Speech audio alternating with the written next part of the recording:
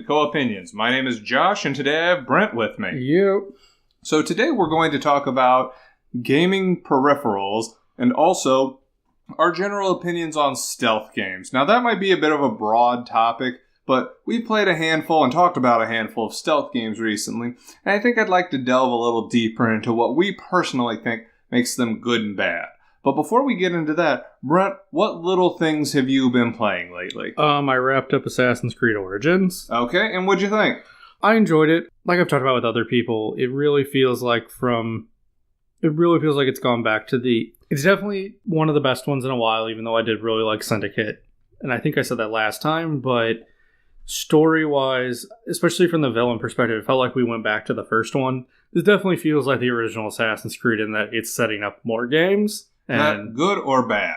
I don't know. I'm interested to see where it's going. Mm-hmm. And there is story that's been left undone since 3 that they only loosely touched on. Okay. So we'll see. We'll see. So I, too, beat Assassin's Creed Origins. I'm not going to say that I was harsher than you, though you probably would. You're 100% right. A lot of the antagonists were not well developed at all. Which, I mean, I kind of get why, but at the same time, there was one lady who was just kind of walking through the desert, killing people with her dogs. Hyena? Yeah. Well, she was trying to resurrect her daughter? Yeah. Son? What? Her kid. But yeah. I'm just saying, like, no, and she wasn't really, like, the Templar Order. She was just some crazy lady. I guess, spoilers for anyone who hasn't played this. The last, definitely not Septimus. Let's not go too much into... it's technically spoilers, but I think we can avoid the specifics. The guy who's the one at the top. Like, they really just went, hey, it's this him. Guy, yeah. Who's him? Yeah, you see him for, like, 2 scenes. It doesn't really feel like... And maybe they talk about this more in the Hidden Ones, but isn't the Hidden Ones and whatever the other DLC set after. Is the Hidden Ones set after? I heard it was set before. My understanding is the first DLC is a continuation of the story. Okay, because I did not... What was up with the snake? There's a lot of weird things that don't have answers to them. Okay. Like, especially... I don't know, it doesn't... Like, my assumption is it was some kind of fevered dream. Well, the Interpret snake, as you will. The snake... Oh, no, not the big snake. The big snake was just a fever dream. No, I mean, they kept saying the snake has made his decision. Like, they were referring to the snake when, at the beginning of the game, when your guy goes stabby. The guy who deflects it goes, the snake takes that as your answer. Is the snake supposed to be the name of what they call themselves? I thought Maybe? No, because the top guy's the lion. Then below him is the jackal and the scorpion. There's no snake. There isn't? No. Now, maybe they think... but they this is kind of this is a spoiler. One of the 2 dudes you kill in the bottom rung, you think is the snake. It's the hippo. Yeah. Okay, now, yeah, that's why I was thinking there was a snake and I forgot that. Yeah. Maybe it's someone we didn't see. Like, I feel like they called themselves the snake because it's all biblically. That's my opinion. Anyways, I thought the game was okay. As soon as I beat it, I turned it down to easy, and I use it to play whenever I'm doing the final edit of these podcasts. A little behind the scenes look here. There were some things I did enjoy, like I liked how they got one of the things, like, the reason they're all missing fingers felt a little shoehorned. Yeah, that one was dumb. The symbol was interesting. Oh yeah, I thought that was. I actually did one of those like Family Guy and pointed at the screen moments. I'm like, that's how that went down. That one was interesting. That was better than the finger thing. Yeah, the finger thing was silly. There was something else where it's like there was some other part that felt like it was like, that's a bit much at the end, but I can't remember what it is now. Yeah, anyway, we're dwelling too much on this. The other thing I played was BlazBlue, the last one. Oh, I saw you playing that. It was fun, but the last 2 games got really bad with their pacing. Is that the one I watched you play? You watched me play for over 2 hours, and I never fought anybody. Yeah, Yeah. And then you fought someone at the very end. When I said, I think this may be a battle. I don't think it's going to be. And then bam, it was actually bad. Yeah, they paced the fourth one better, which is supposed to be the last one. I ended up turning it down to fun mode because I'm like, my heart is not in this. So I basically spent a really intense weekend beating that. It was good. I'm ready to be done with the series, though. So, and it's all weird time travel. Like So there's why you checked out? Yeah. Well, it's been weird time travel from the get-go. Yeah. Like, I'm not going to get into it now, because now is not the time.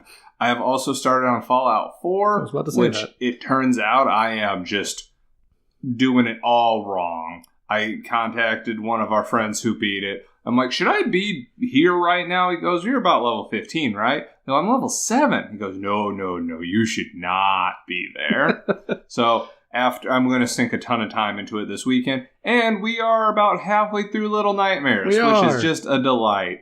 I would say come watch a stream, but by the time this goes live, we'll be long done. The DLCs? Probably. I would imagine. We're going to hold off and do Undertale? Undertale first? Well, the last DLC for... drops tonight, apparently. Yeah, we dated the episode. So, dang it. So, for a long-running joke here, this is for viewers who've never tuned in and are tuning in and are like, what's this about? I date the episode, Josh gets mad, then I continue to date the episodes to remind people these happened like a week ago. A week ago? This thing's gonna go live in like 4 weeks. We're crazy ahead. Are we really? Yeah, it's awesome. Works great for me. So anyways, on dating the episode, my Black Panther one, when does that drop? That just dropped today. Was that? Okay. So I did make it in time since the movie comes out next week. You're welcome. Anyways, I don't think I have anything else. So on that note, I think we're going to move into video game peripherals first. All right. Now, what was your first real console? N64 or Super Nintendo? Super Nintendo's the only one I've never owned of a Nintendo console. Game Boy was technically my first, but NES. Okay. Now, the NES, where I want to go with this is I want to focus on the first peripheral we had. Light gun. Light gun. If you had a Nintendo, you had a light gun. If you had a Duck Hunt, you had a light gun, and everyone had Duck Hunt. Everyone had Duck Hunt. Now, that peripheral kind of set a weird precedent because it was good. A lot of these we're going to name aren't great. Yeah. I mean, it still had its flaws at some points. It did, but do you know how the light gun actually worked? I knew this, and it's been a while. Something about light refracting off. So the way the light gun works is that when you point the gun at the screen and pull the trigger, it has a light sensitive diode in it that's able to sense the light coming from the screen. So whenever you pull the trigger, what it does, if you pay attention, is the whole screen flashes white except for a black box wherever the duck is. And I guess if you're pointed at the black box, that's how it works. Unless you're the asshole I was and you stood at the screen, you just popped it several times. Well, I mean, the thing wasn't particularly... No, it wasn't. Yeah. But a lot of people had that, and I think there wasn't a ton. There were more than a few peripherals for the NES system, but there was the trackpad. Oh, I think I do. I've heard of this, but I don't. We have one. It might be in this room somewhere. Probably. Which you lose a lot of the physical aspect when you can't actually see us streaming. But it was a 16-button trackpad. It was 4x4 with 2 columns being red and 2 columns being blue. The idea behind it was that you could compete and go head-to-head. It was okay. It wasn't super sturdily built. And the idea behind these peripherals was to expand the game in a way that a traditional controller itself could not. You see this taken to almost the logical extreme with the VR stuff, where they're trying to create an experience that is entirely separate than what we're traditionally used to. And other Nintendo... Rob. So, Rob I knew about, but I don't know how this works. I'm not going to lie and sit here that I do. I'll be honest with you. I'm not 100% clear because, to the best of my knowledge, there were 2 games that used Rob. Maybe only one. I know Gyromite did. 1 second. Yeah, the way Rob worked in his games was it looked like he kind of picked up stuff, and then I guess he moved the discs from the starting point to the correct colored pedestal. Like, this really seems like a scam, to be honest. Like, there were 2 games that used Rob. So, this kind of ties into another issue we're going to point out with a lot of these peripherals, is a lot of them are silly cash grabs. Oh, yeah. And that will be the overarching theme you see here, because Rob didn't do a lot to improve. It was a toy that was hard to find and didn't do much to add to the game. That's straight up a cash grab. But speaking of cash grabs, Brent, there's one other major Nintendo accessory I feel like you might want to highlight. For the Game Boy? No. For the Nintendo. Here's your hint. It's so bad. The one and only Power Glove. Did you ever use one of those? I knew a guy who had one. Friend of the show, Jake, has one. Guy I went to elementary school with had one. What is the opinion you have heard? Not good. It's garbage. It was an attempt to be motion sensing back in the early 90s. I don't even know how. I guess there was probably a little like gyrometer in it, a gyroscope. How was it described to me? I heard it was like you could control with parts of your finger. Like it wanted to be. It didn't have enough controls to be a full motion controller.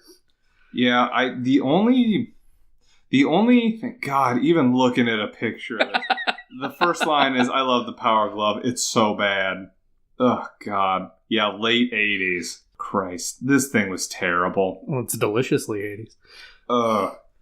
So, I'm sorry. I'm having flashbacks to how this worked. Oh, Christ. So, it was supposed to detect your body movements. This is a 6-page article. I'm not reading this. The idea behind it is that it's supposed to detect your body movements, and it's also got this little controller right on it you're supposed to use. The response on it was awful. And I know what it was trying to do, other than get you to buy more nonsense. It was trying to be a motion-activated virtual reality glove. Super awesome. It was terrible. Like, I feel like... No, I don't, because as we continue moving forward, we'll see nobody learned from this stuff. Because, Brent, you wanted to bring up... Well, for starters, there was the light magnifier thing that allowed you to play at night. Now, I'm only going to tentatively call this a peripheral because it didn't really let you do anything different. It just was basically a flashlight you slapped on the front. It let you play at night, but that was only because... I guess they didn't have the technology for backlights without putting like 7D batteries in it. The other one would be the Game Boy camera. Now, did you ever own one of these? I did not, but I knew people that did. They were weird and creepy. I've heard that. And the only way you could really get your money's worth out of them, now were you familiar with this? The only way you could really get your money's worth out of them is if you also had a Game Boy printer.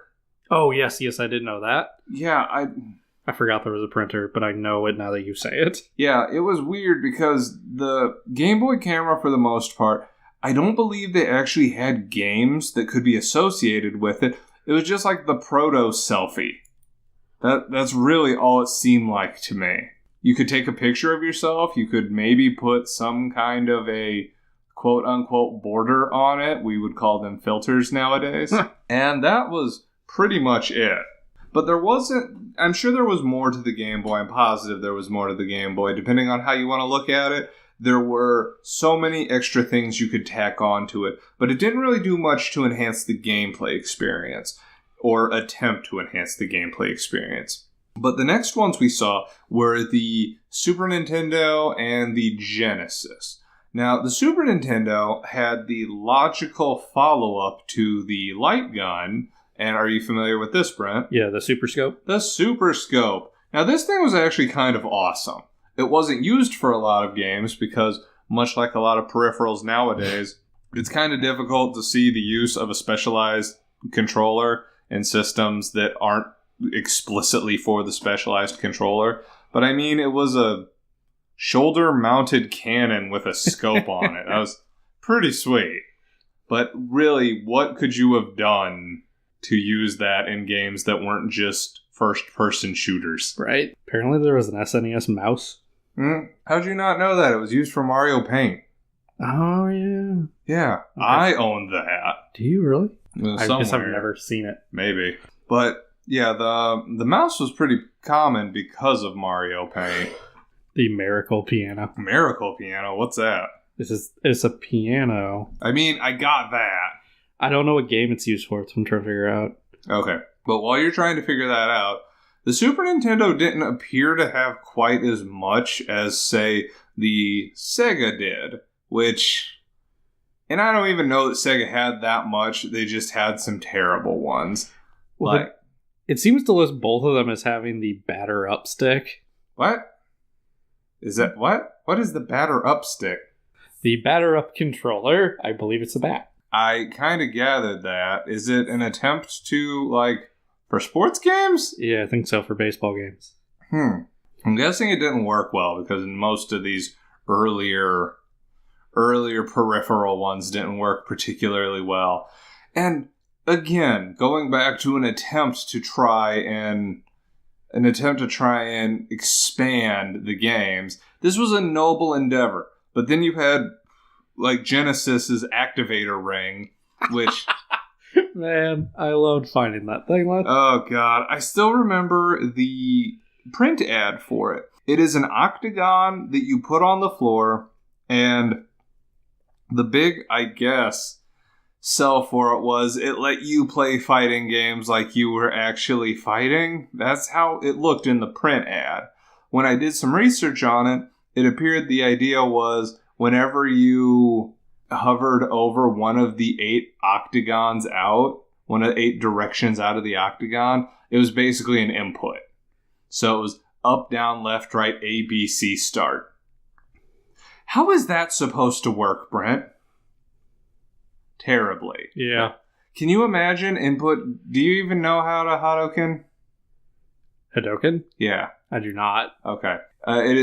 It is basically a quarter circle rotation from bottom to forward, and then you hit punch. How would you do that? How would you do rotations? Some awesome dance moves. I would love to see you try it. We should look up videos of people using the activator ring in action.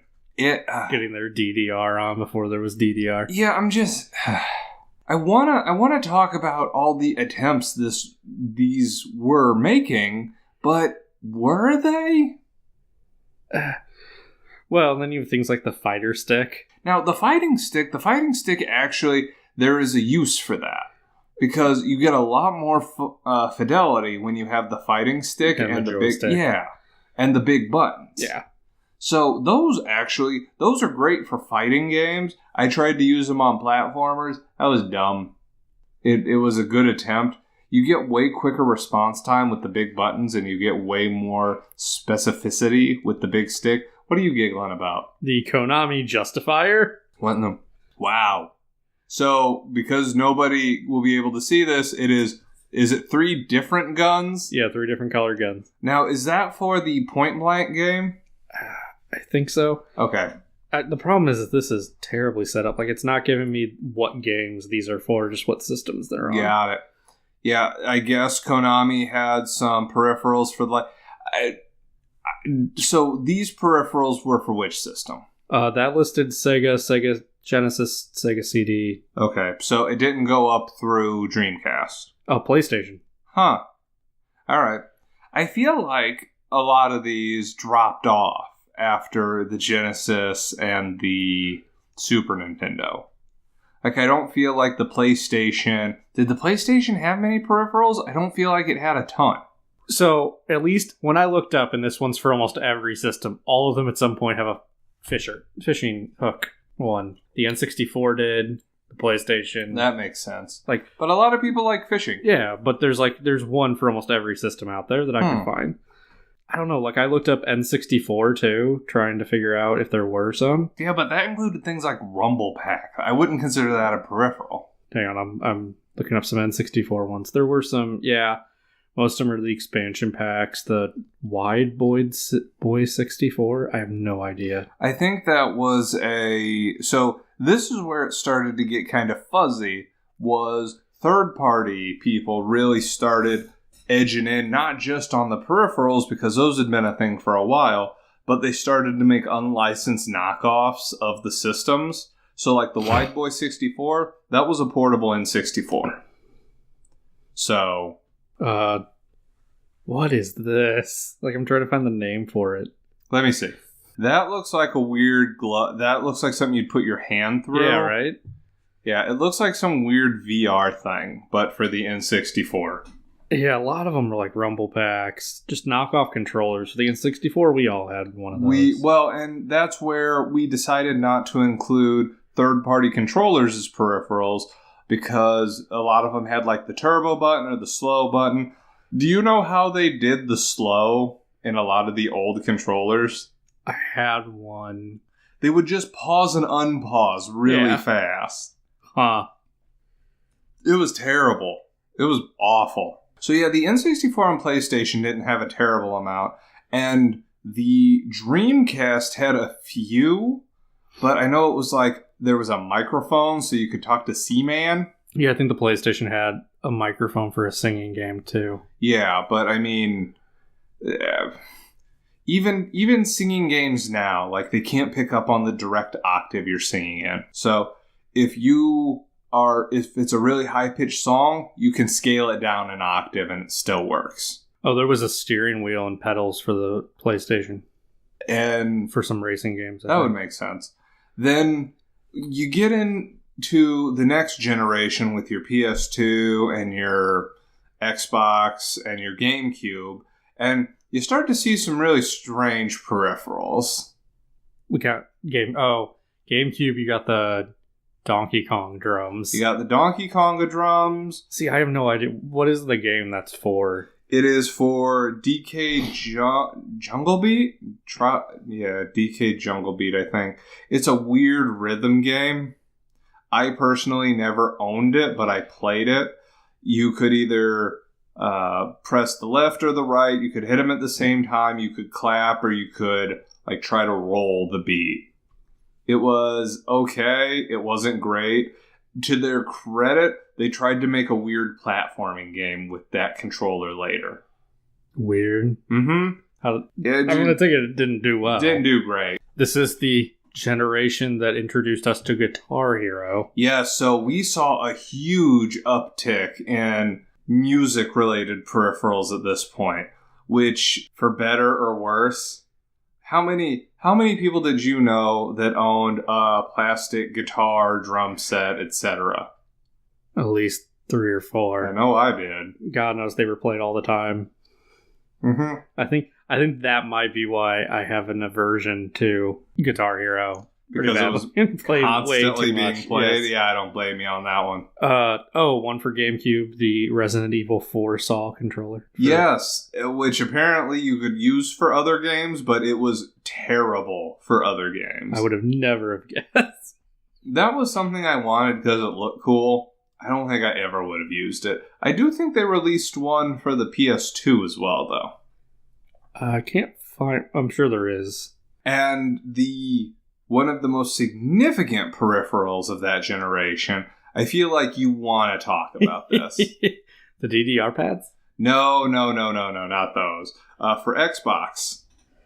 Not ringing the Steel Battalion controller. Oh, right. The Mech Warrior. That's not Mech Warrior. You were in a big weird tank thing. Was it? Yeah, it wasn't. You could use it for mech games too. I'm sure you could, but it came with the game Steel Battalion, and it was. Do you want to go into So for the casual gamer, the controller was what you really wanted to use. For the guy who really wanted the expert battlefield feel of controlling massive military weaponry, you got the Steel Battalion set, which comes with like the lever for speeding throttle. You had 2 joysticks to control. You had pedals on the I believe ground. you had 3 pedals. Yes. I believe there was an eject button, a self-destruct button. I want to say there were like 40 buttons on this controller, set over 3 different panels. This thing was enormous. Yeah, it was a 3-panel thing because one of them had the speed, the throttle thing. Each other panel had a joystick on it. Like the amount of buttons on this thing is insane. And it wasn't cheap either. No. What was the price on it? I want to say it was like, it had to be at least $300 just for it. And I may be lowballing that. See, I don't think you're lowballing it, but at the same time, I know it was Steel Battalion. It was very, very expensive. Let's see. That can't be right. See, I can't find a price tag on this. I can't find the original. And by the way, I was wrong. They control a vertical tank. A bipedal, heavily armed tank. See, I told you. It wasn't Mech Warrior, but still. Yeah, it was a bipedal. And okay, I'm sorry. So the part that has the throttle on it also has one of the joysticks. The part in the middle has a bunch of dials and levers for stuff.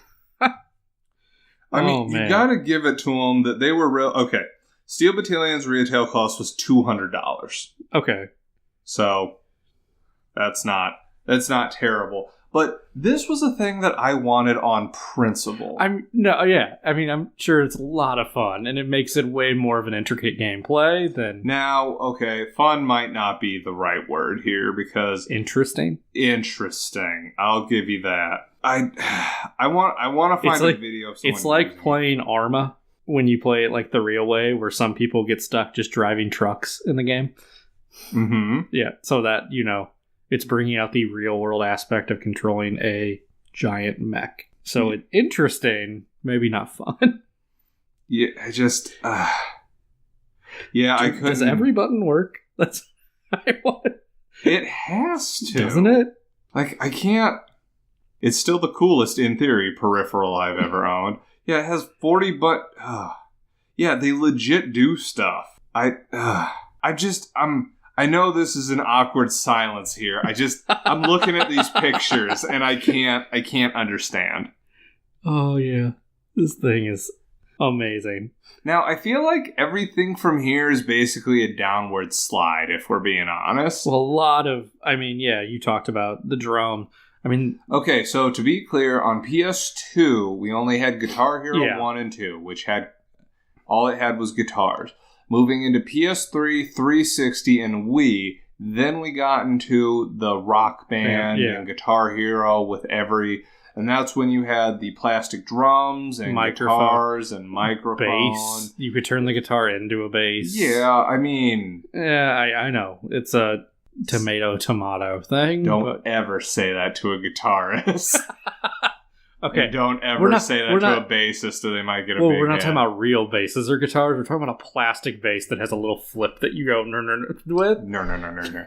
Yeah, and the wild over-proliferation of these things. I feel like a lot more game developers in this generation got ballsy because you saw things like the big Tony Hawk plastic skateboard, or you saw the DJ Hero turntable. Yeah, the DJ Hero. Do we count the first iteration of the PlayStation Move? PlayStation Move, was that on the the PS3? I guess that would have been on the 3. Yeah, why wouldn't we? It's their attempt to cash in on the Wii, but it wasn't their main controller. It was not. I'd consider the Move a peripheral, and a failed one at that. Kind of like how there's technically some kind of camera you can buy with the PS4. I have no idea about it. Or the Kinect. Kinect, there we go. Which was... They banked hard on that, and that failed. Yes, real hard. This was the next big thing in gaming, and the next big thing in gaming was a slope downhill. Yeah, it went south. And I feel like... Okay. No, you finish your thing. I was going to say, well, in the terms of peripherals for this generation, I feel like the Wii takes the cake. Okay, explain. Well, okay, I guess not. They definitely... the balance board is one thing they had. Did you ever use the balance board? Yes, for some of the Olympic Games. the Sonic Olympic game, I think, and some of the weird sports fitness games. My ex-girlfriend got, I don't remember if she got Wii Fit or if I got it for her as a gift. She's like, oh, it'll help me exercise. It didn't help anybody exercise. Nobody used that thing as an actual exercise regimen. Yeah, that generation, I really feel like the plastic instruments is by far what dominated. It felt like an attempt to create a bunch of party games. That's what the peripherals... Yeah, in a vein when games were pushing for online gameplay, they were pushing these with party games. Yeah, and it didn't really work. No. No. Yeah, there was the wild saturation. Go ahead. We did pass over DDR. We're going to loop back to it just because the dance pads were an attempt to capture arcade feel. Okay. So I feel like the peripherals in that generation basically caused the self-destruct because there was a 1-2 punch here. There were systems that were synonymous with peripherals. You had Logitech, you had Mad Catz, right. I think Nyko was one of them. Yeah. Anyways, so Mad Catz banked real hard on, I think it was Rock Band 5? No. Guitar Hero Live, I think. Whatever it was, Mad Catz was going to help fund or publish. Mad Catz helped publish one of the Guitar Heroes because there was an enormous swelling of Guitar Hero and then everything kind of fell apart because no one wanted to buy these games. Between 2006 and 2011, there was over 20 of these God, there were. There was an enormous amount of these games. And they always had new plastic nonsense that came with them. So Mad Catz, we're going to help publish this Guitar Hero Live or whatever this nonsense is. And it just tanked. And it killed Mad Catz.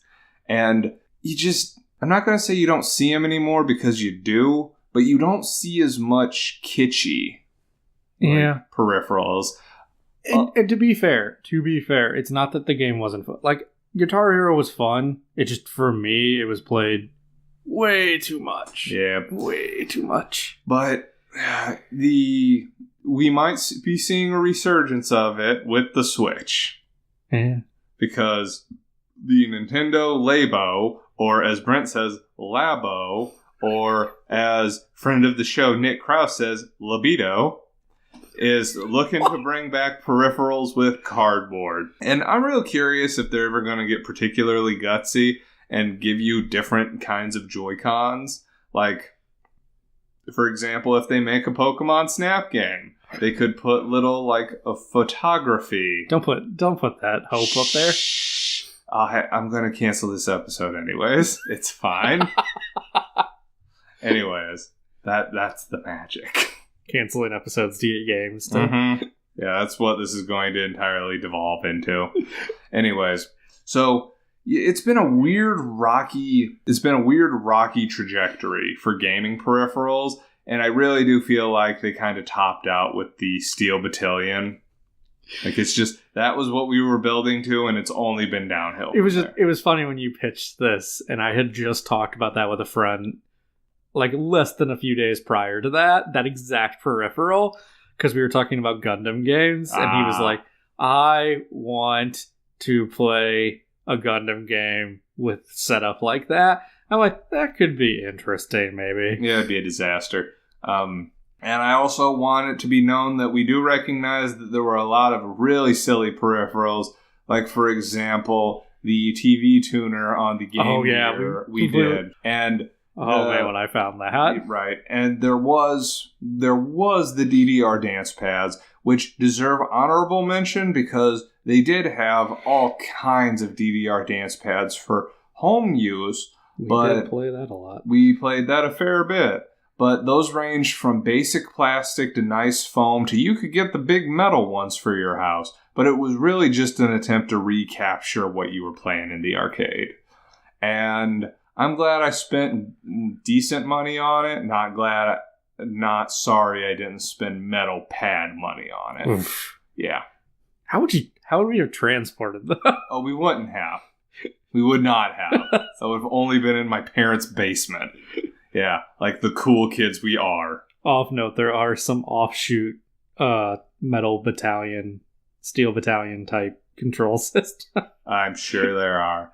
But are we cool with this topic? Yeah, okay. I think we're good. So the next topic we want to talk about is we've kind of been circling stealth games for a few episodes at this point. We talked about the Metal Gear Solid series. We've talked about Dishonored. We talked about Assassin's Creed. What's up? That was one of our first episodes. Yeah, we recently talked about Assassin's Creed Origin, and we did at the beginning of this episode. So we wanted to talk about what exactly it was about stealth games that we enjoyed. Now, Brent, I'm going to give you... I'm not going to give you more credit. You just love the Metal Gear Solid series. But I would say I've spent more time in the Dishonored series. Personally. Probably. Maybe. Okay. And I know we're on about equal footing overall. But I'm curious, with games like Metal Gear Solid, because there's a ton of stealth games. There's games we haven't played like Thief, but there's tons of games. One that I briefly touched, I was in it for honorable mention, Siphon Filter. Right. Is that really considered a stealth game? Yeah, because it was considered the competing... They're both on PlayStation, but still, maybe somewhere on 64. Still competing property to Metal Gear. It did have... Yeah. I remember. I couldn't get into it, but I know at least the first couple were heavily stealth, I believe. Huh. I really thought they were just action. But what? Well, you could say the same thing about Metal Gear Solid, depending on how you play it. Yeah, but Siphon Filter didn't have tactical stealth espionage in the title. So, what was the first stealth game you can explicitly remember getting into? It would be Metal Gear. I would also have to agree that the first Metal Gear Solid is the one I very much remember being like, okay, this is straight up stealth. And to me, it felt like they were actually able to accomplish stealth at that point because, like, the original Metal Gear game, where you had to avoid the cone of vision. I mean, they tried, and for the limitations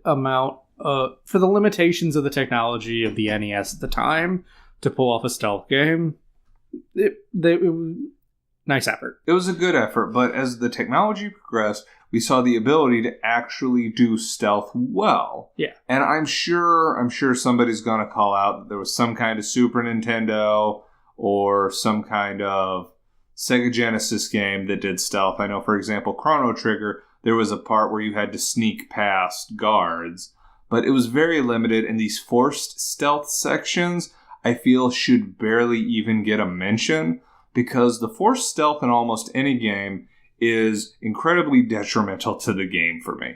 How often have you been playing a game, example, near the end of Metal Gear Solid 2, where Raiden's nude? You have to be so much more, like, it's not how you played the rest of the game. No. And is that fun? Well, I mean, I pushed myself to try and be stealthy. Other people didn't, so... Yeah. So, but that's the thing. Forced stealth is an attempt to try and, like, take you out of whatever you were doing. For example, you beat Wind Waker at this point? Yeah. I can't remember if you did. Yeah, I've beaten Wind Waker. Okay. Yeah, we talked about it, actually. Oh, yeah, in the Forsaken Fortress, when you lose your sword. That is an example of garbage. Because those forced stuff... Like, for example, Final Fantasy 15. They kind of forced you to be stealthy in Chapter 13. Oh, yeah. Sort of. And I was about to say, Ocarina of Time with the... in the garden? Yeah. Sort of. Not tremendously, but sort of. It's never a fun time. No. So when games are built around these mechanics, they can be incredibly fun. So what was it about Metal Gear Solid, the stealth aspect, that really got to you? I don't know, it was just fun being able to sneak past enemies, them not noticing you, taking them out, holding them up and forcing you to give them your dog tags. Now, how often did you play those games not just to not be caught, but not to be detected at all? After the first playthrough, probably several times. Okay. I was never super great at that because to me, something I had a problem with was I felt like you didn't have the spatial awareness to do it well. Especially the first one, probably. Definitely. So it bothered me. What? Which is, well, and I was going to say, the first one where it feels like because of the game mechanics, Metal Gear Solid, where you need to be stealthy because fighting in that game is ridiculous. Like bad? Yeah, well, it's the top-down. You can't shoot in first person like you can in the rest. That wasn't until MGS2, so... Did they introduce that in Twin Snakes? Yeah. Okay. But anyways. But, yeah, so you have to have... You know, you don't have great spatial awareness, but you need to be stealthy because fighting is just a pain. That was a problem I had even past Metal Gear, even to Metal Gear 2, 3... Where 3 was an interesting subversion because they kind of took away all your technology. They continued developing the stealth mechanics. And that, I'm glad they kept refining them for the Metal Gear game, but as the stealth games were gaining in popularity, you started seeing competitors. Splinter Cell, for sure. Now, how far did you get in Splinter Cell? I played several of my friends' games, and I watched them play a lot. In Splinter Cell... definitely hinged more on the light. Other things like using light, using the shadow to try and hide sometimes. You know, a lot of that was instrumental. Something you hadn't done in Metal Gear Solid too much. And I love the first Splinter Cell. The first Splinter Cell, it's a mark of pride for me that I beat that. Because the last level was hard. The last level was stupid hard. To the point where I bought the second one, and when I started it up, I actually quit after the first level because I'm like, this is too easy. Like, they put in the exact things that I'm lauding Metal Gear Solid for continuing to develop. They made Splinter Cell more accessible, and I went, no, I like mine obtusely difficult. Thank you. Well, like Metal Gear Solid 3 added in camouflage. It did add in camouflage. I almost feel like Metal Gear Solid 3... did too much. Really? Well, because, like, I didn't want to switch my camo every time I went between a cave and the woods. Valid. Like, which I guess Metal Gear Solid 4 subverted. Octo camo. Yeah, they're like, yeah, just, it switches wherever you are. Go for it, whatever. Well, you gotta sit there for a second to let it... yeah, to...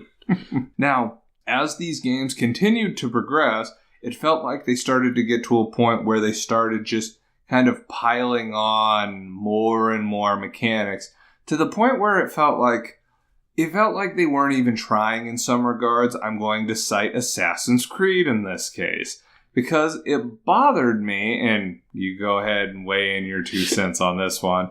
Assassin's Creed, for a game about being stealthy, was never stealthy. Like, first off, in the first game, you were the only person minus the very conspicuous groups of priests who wore full white. Like, you were the most obvious. Yeah. Yeah, but you still hid in hay bales, other places. Oh, like, the conspicuous watch, like a weird... the booths. Booths on top of the buildings that you could hide inside. I'm trying to... It bothered me because they're like, oh, you're a master stealthy assassin. But you weren't. You weren't really. You were just violent. Like, it didn't... those games have never felt stealthy to me. Like, ever. The closest they felt is you parkouring on top of a building and then dropping down and murdering somebody. Like, that was one of the reasons Dishonored called to me so much, was because I actually felt stealthy in that game. My only counter to Dishonored would be, while I'm not disregarding the stealthiness, the reason they feel the same to me is because part of your stealth comes from your powers, which, if this was real stealth, like Metal Gear Solid or Splinter Cell, you don't have the ability to hop away from enemies. You don't, but I feel like the mechanics in Dishonored allowed for you to be like, hey, I can actually see what these people are doing, and I can hide the body easier, and there's patrols. Like, I feel like Assassin's Creed, they were just dumb enemies. I felt like Dishonored developed enemies that were smart enough that you could be stealthy with them. So one of my counter, like Assassin's Creed 2, I did enjoy the first one had it with those stupid priests, and you're right, they were the only people that really you could blend in with. But like in Assassin's Creed 2 was Ezio, where you could walk around to groups of people and blend in. I did enjoy that. And I don't know, I feel like it comes down to the way you play the game too. In Assassin's Creed 2 onward, I did a lot of those side objectives. No, I will argue after 3, several of the characters are less than stealthy just as people. 4 in general is not. You mean, that was maybe my favorite thing about 4, because while I loved 3 and a lot about it, it felt like they were getting a little too heavy on the minigame aspect. Like, you had to play a minigame to unlock chests. It felt like they directly subverted that with Edward Kenway. He just kicks open chests. I thought that was delightful. Oh, yeah. But he was not... His gameplay was not stealthy in the slightest. Right, so it kind of conflicted when they're like, go assassinate people. Yeah. Like, it didn't...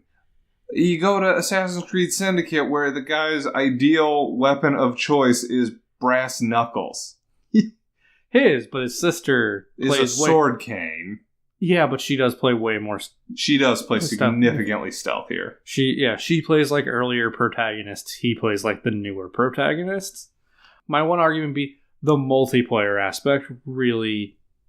If the game didn't do it as well, the multiplayer aspect did it better. I barely played the multiplayer. If you weren't playing with yahoos who just ran around killing everything, it could be a really interesting gameplay. I'm assuming you encountered that at least once. Yes, more than once. Just the fact that you could hide in crowd, the fact that there was only so many different types of people you could play as, and the place was filled with them, and you were only like 12 people in the place, hiding out in the groups. Like, there was a butcher. You just found a group of butchers. Are you sure you're not talking about Assassin's Creed 3? Well, Brotherhood Revelation. I thought you were referring to Unity. No. I'm saying the multiplayer aspect of the other of those games. Okay, see, I didn't realize you were talking about the earlier ones, because Unity was built totally around multiplayer. Oh, no. I'm talking about the actual like multiplayer gameplay. Not. I was so confused that you were talking up Unity's multiplayer. I'm like, that straight up ruined that game. Oh yeah, no, that ruined that game. That was like co-op more than. No, co-op, I'm talking about competitive multiplayer. Okay. So competitive multiplayer from Brotherhood, Revelations, and 3. Yeah. They did some interesting things. And for a different type of competitive multiplayer than your standard first-person shooter, it was an interesting... The stealth aspect made it interesting gameplay of hiding, having to try and figure out who in the group is the person that you're trying to kill. Because if you stab the wrong one, they can get away, you're held up. Like, you can't just instantly kill them because you figure out you just killed the computer. Now, I do remember playing that because I had to play a little bit of it to round out my Chivos. Yeah, all right. I'll grant you that. I just thought you were talking up Unity. Oh, God, I'm like, no, wow. That was garbage. Garbage. Okay, cool. But as we continued seeing more and more of these systems stacked on top of each other, we saw something that I continue to this day saying it's the best stealth game I personally ever played. And that was Mark of the Ninja. Oh, God, I love that game was so good because they broke it down to the most basic of the most basic. You saw the enemy's vision cone immediately. You knew what their skills were immediately. There weren't silly mini games to unlock doors. You just had to hold down a button and it told you how long it would be to unlock the door. It gave you the arc of how you were throwing things. How to knock something down. It was so much fun. It was so much fun because it was so technically straightforward. And for a 2D side-scroller. Yeah, it was a wonderful stealth game. Like, I can't talk this up more. And this is just from a technical perspective. I personally enjoyed the story myself. I would probably buy a Mark of the Ninja 2 instantly. Oh, God, yeah. Like, this is one of, like, the 3 games I think that herald my stepping into the renaissance of indie games that started coming out. Yeah, they were pretty significant in independent games, even though they were a they were a decently known developer. And the way that this game was put together, it incrementally introduced enemies that had new abilities. They didn't front load everything with exposition. Near at key points, they gave you encounters that were able to... You didn't have to be stealthy, but it was very strongly encouraged. You got beat mercilessly if you weren't stealthy. But there were a lot of techniques at your disposal that you could unlock through doing more development. It was a really well done stealth game, which is why when Assassin's Creed announced they were going to be doing a 2.5D side-scroller, like, oh, Mark of the Ninja killed this. These guys are way bigger than the people who developed Mark of the Ninja. This will be even better. It wasn't. It was not. It was not good. It was somehow way worse. And I only played the first one. Because up till this point, I had played every Assassin's Creed game that wasn't on 3DS or PSP.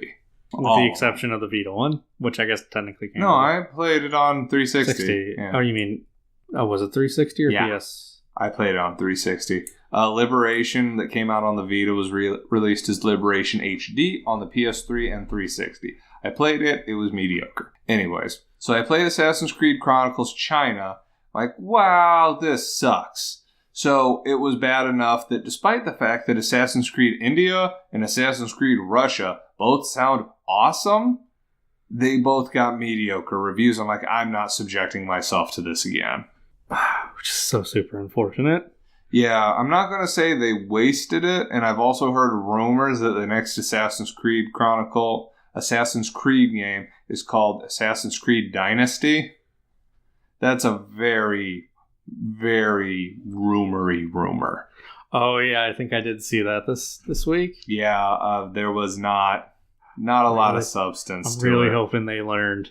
Really hoping they learned. We need one more year. Don't put it out this year, guys.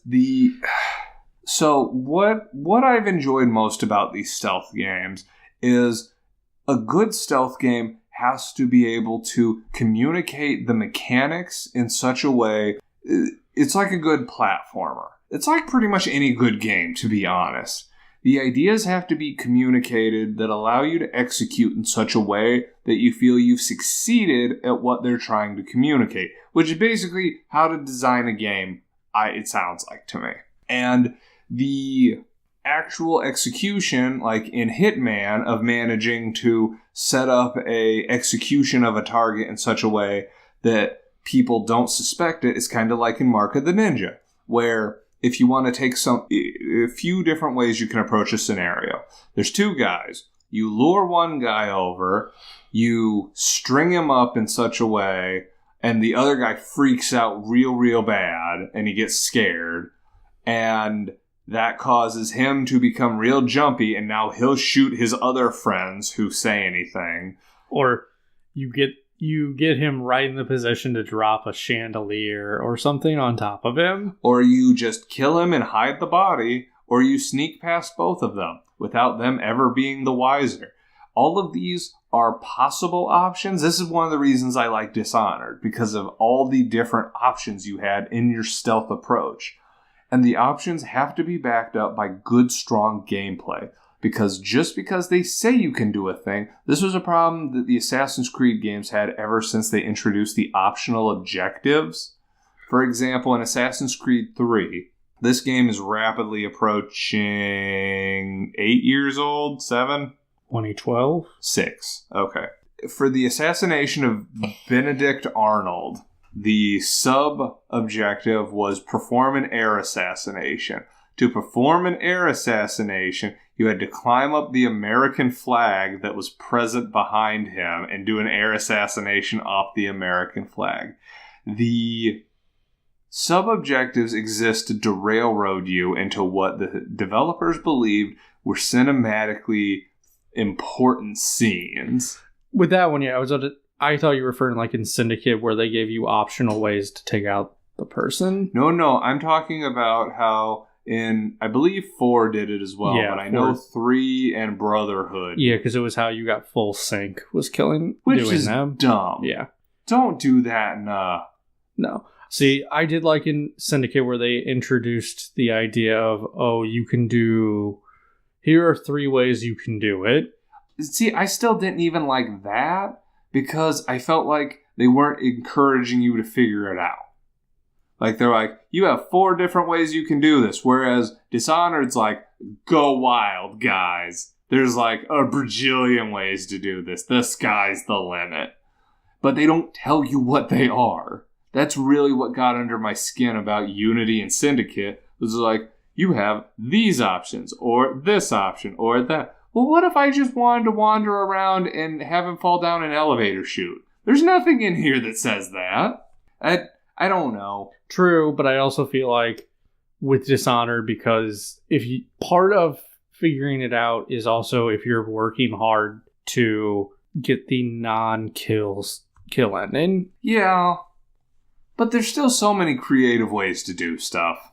Like, I feel like my biggest beef with a lot of these stealth games is when they curb your creativity.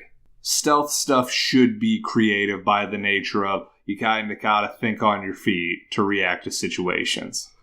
Like, if you're supposed to take out a guy who's driving down the interstate, well then, your gut says, I can lay down things to make his tires explode. Yeah, we're going through this. We're talking about Dishonored and Assassin's Creed, and I'm just sitting here thinking about Metal Gear Solid 5.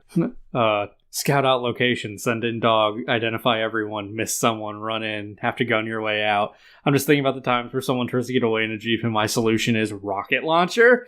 I mean, it is definitely a problem solver. But anyway, so if they're coming down the road and you're thinking it's a car, but it turns out to be like a motorcade, you gotta think on your feet how you're gonna deal with that. And that was like at Metal Gear Solid 5, like all the times where you would be in a base, you'd take everyone out, and then like the patrols in between bases would show up. Which may or may not include a tank. Right? Depending. Sometimes I would have mines set up on the road so that it would take out vehicles just to be on the safe side. And Metal Gear Solid, great example, because that game changed how it worked depending on... And I didn't even know this till I beat it. I thought it was super weird because my normal style was to snipe from afar. About 3/4 through the game, I'm like, why are they wearing hats so much?